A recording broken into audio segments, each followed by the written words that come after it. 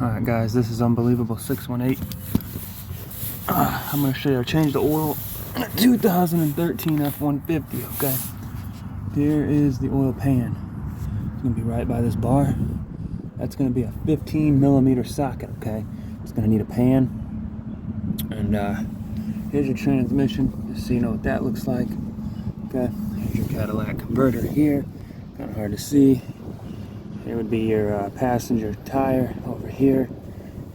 That's pretty much it. I'm going to pop it loose and show you guys.